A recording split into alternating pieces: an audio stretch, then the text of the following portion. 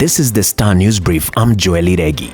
Details have emerged of how most governors spend billions on salaries and non-essentials such as travel and hospitality while neglecting development. The latest expenditure report by Controller of Budget Margaret Nyakango reveals that the counties have spent 44.89 billion shillings on development in the first 9 months of the financial year. This translates to 16% of the budgets of the devolved units. This is compared to 146.53 billion shillings or 54% used on personnel compensation, wages, salaries and allowances. Get a copy of the Star e-paper for only 40 shillings by logging on to www.mgazzetti.com. Over-the-counter medicines may be a lifesaver, especially when health insurance doesn't cover drugs, but they can come at a painful cost.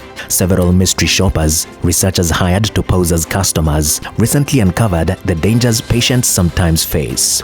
The drug makers lobby, the Kenya Association of Pharmaceutical Industry, sponsored the mystery shoppers who found that 17% of medicines they bought were of poor quality or were falsified. For the second time in 4 years, Lake Naivasha has burst its banks and displaced families and wild animals living near the riparian land. The most affected is Kihoto Estate, where more than 5,000 people have been displaced, several schools closed down, and residents left staring at a health crisis after latrines and boreholes flooded.